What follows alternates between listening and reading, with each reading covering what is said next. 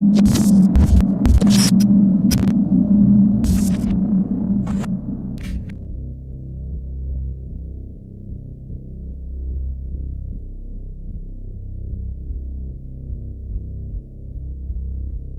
is near, and I thought I'd do something that is fitting to the ambience of the season. There are a lot of paranormal phenomena in the world, and many of them take on a rather more sinister vibe in this season. Here, we'll look at some of the more frightening inhabitants of the realm beyond our understanding, who seem to go hand in hand with Halloween and have made some very notable appearances at this time. Here are some of the weirdest reports of black-eyed kids popping up at Halloween. One of the spookiest, creepiest of all paranormal phenomena are called the black-eyed kids. These entities are usually described as young children between the ages of 5 all the way up into the teens, who appear to be normal from afar, but on closer inspection can be seen to have uncommonly pale skin and unsettling eyes of pure black, like black marbles set within their skulls, as well as what is usually described as old-fashioned or out-of-date clothing. They can appear alone or in groups, and although the behaviour of these entities can vary, there are some common threads that stretch through all cases. They will usually seemingly appear out of nowhere to approach vehicles or residences, where they will usually ask for a ride or claim they have to be let in because they need to use the phone for some sort of emergency. Almost universally at this point, the witness will describe feeling an overwhelming sense of menace and dread emanating from the children, and will feel repelled and unwilling to let the kids in. This only makes them more insistent, and they will sometimes become incredibly aggressive, but it appears they cannot actually come in unless they are invited. If one is to let them in, well, that can vary, but is typically not a good scene. Since stories began circulating in the 1990s, the black-eyed kids have launched themselves into the realm of true spooky folklore and sinister legend, with hundreds of supposed sightings and encounters with them posted all over the internet, and the sightings have occurred all over the world. Some of these encounters occurred at or around Halloween. One of these stories is from a Reddit user called Abilene Mortem from Portland, Oregon in the United States. He claims that it was around Halloween time and that he had noticed that his neighbor had not put out any decorations, which was unusual for him.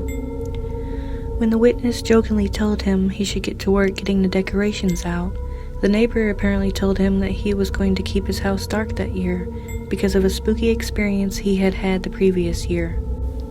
Thinking about it, he's right. Halloween would indeed be the perfect cover for them, which is a rather ominous thought. In another account from a Reddit poster, Beth11, we have our next harrowing tale from Halloween, with her claiming that her introduction to a phenomenon she had never heard of before this fateful evening. She claims on this evening it had been a slow trick-or-treat night with much less activity than usual, and at around 10 p.m. she went to let her dog Chloe outside while her husband went off to take a shower. It was about then that she heard a knock at the door, which was odd because they had a doorbell that glowed in the dark. As she went to the door, thinking it was late trick-or-treaters, she noticed that her dogs were cowering in the corner, something which was very out of place for them.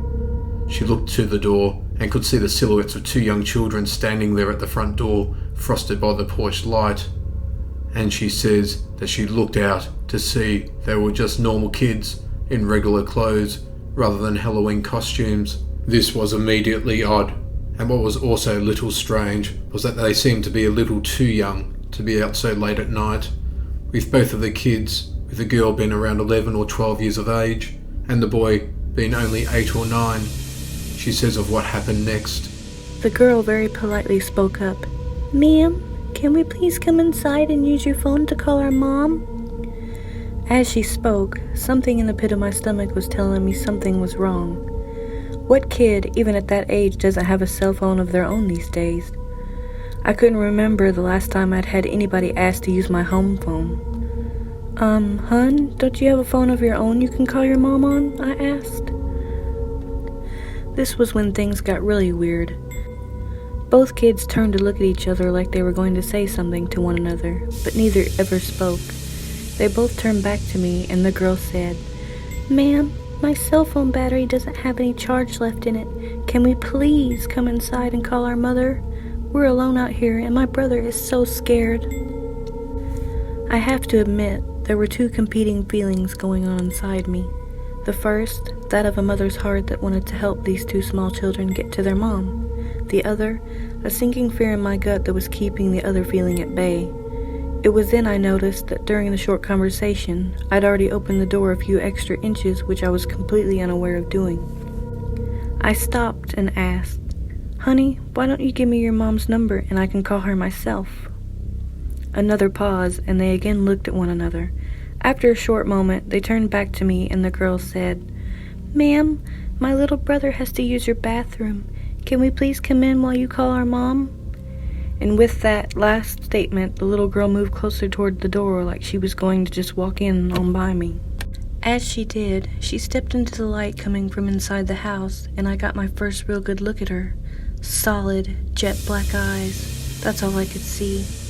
That motherly instinct was gone and replaced by terror I don't think I've ever felt in my life. I could feel every hair on my arms and back of my neck standing on end. I closed the door to where just my face was able to stick out. The little girl stopped and again pleaded, "Please, ma'am, we're really scared and alone out here. We have to come inside. Please help us." Then, like on cue, both kids began to whimper and cry. That's when the fear took over, and I shut and locked the door. "I'll call your mum if you give me the number," I shouted through the door, "but I'm not letting you in my house." I could still see them stand there on the porch, just staring at me through the beveled glass pane. Part of me wanted to run upstairs to my husband, but the bigger part didn't want to lose track of where they were. That would have freaked me out even more, to not know where they were. After what seemed like forever, but probably only a few seconds, I decided I'll call my neighbour that lived across the street. As I made my way to the side table by our couch to my phone, I glanced back at the door. Chloe was nowhere to be found. We later found her in the guest room under the bed. When I got to my phone and started to look for his contact info, it was only then the kids stepped away from the door and began to walk to the street. As they did, I walked to the door to get a better look to see where they went, still not calling my neighbor. If you get close enough to the glass, you can see out enough to make people's shapes, but you can't see much detail. Of course, standing that close to the door would make you pretty obvious to anyone outside looking in. From the door, I could see that the kids were still standing under the street lamp nearest my house, just staring at me. As I lifted the phone to my ear calling, only then did the kids start walking down our street. I met my neighbor out under the lamp once he was out there, but the kids were nowhere to be seen. Very creepy indeed. Another example of black-eyed kids using Halloween as a cover. Another Reddit user named Bloody Bones claims this happened one cold October evening just before Halloween. He says that on this evening he had decided to walk down to the corner store and describes the 3-block walk as being rather mundane, but things were about to get rather strange, and he says, "During my walk I see the normal, the occasional person putting up Halloween decorations and kids playing in their yards, but this story is about something far more sinister. I remember seeing 2 teens, about age 14, knocking on a door, asking to use the phone, which of course I thought was weird because most teens these days have phones. As I kept walking, they stopped and stared at me for a short moment. I felt the blood in my veins chill. I felt so creeped out, and I hurried to the next block. The next block seemed fine, until I looked behind me and I saw the 2 teens were following me. I took off sprinting to the store at this point. I saw the sign for the store, and relief washed over me. I opened the door, and I told the cashier about what happened on the way here. He looked at me slightly creeped out, and told me a story about this happening to him in his hometown, and how they found him the day he left, and asked for his help in an emotionless voice, and told me to never agree to help. He told me another story, but at this point I was no longer paying attention because they were standing at the door asking to be let in. The cashier freaked out and locked the door. The teens never seemed to waver or leave. They wouldn't step away from the door. It had been an hour. The cashier and I were ready to fight our way out, but instead he took me out the back. The one teen came around the back just as the door shut behind us. "Can you help me?" is all he could say. He was closing in on us, and his eyes, They were black as starless night. They were peering right into my soul. I couldn't help but gaze into his eyes. The terror. I can't remember too much of what happened next, but I do recall the sounds of struggle. When I came to, the cashier was struggling with both teens. He was calling out to me for help. I ran towards them, grabbed him by the collar, and pulled between the two, knocking them over in the process. I didn't look back until I was near my house. The cashier was gone, but the teens were still following behind. I ran into my house, closed all the blinds, and turned the music up. I got lucky that day, but I'm not sure how long I can keep out of their grasp. I tried to find and thank the cashier for saving my life that day, but he didn't show up to work after that. I asked his boss, and he told me he called out over the phone and quit. He said he was moving. To this very day, I sometimes feel the fear of those eyes watching me as I drive to work. I sometimes will look out my window and swear I see them watching my house from a couple blocks away, waiting for their next chance. It is all a rather very spectacular account, and no one wonders how much truth it holds, but it is still chilling nevertheless. Finally, we have one more account from a Reddit user who says this also happened around Halloween, when one evening she woke to hear her dog Lucy barking incessantly, something she didn't pay much attention to at first. After several minutes of this barking, the witness got up to open the door to show the terrified dog that there was nothing there, but things got bizarre from that moment. As soon as she reached for the deadbolt, she says that her dog had completely flipped out and even lunged at her before cowering and whimpering in the corner. Simultaneously, the witness says she was hit by a sudden, crushing wave of fear, her heart racing. She says of what happened next. I looked through the peephole. I can't explain why I looked, but I did. Outside were two kids. One was just a smidgen shorter than me and didn't look much younger. I'm 21, and she looked to be 16 or 17. She was slender and pale. Her hair was a light shade of honey blonde, and she wore it long, about mid-back, with long, thin, blunt bangs in the front that covered most of her eyes. She wore jeans, a light wash that's popular right now, and a thin-looking olive-colored pullover-style hoodie.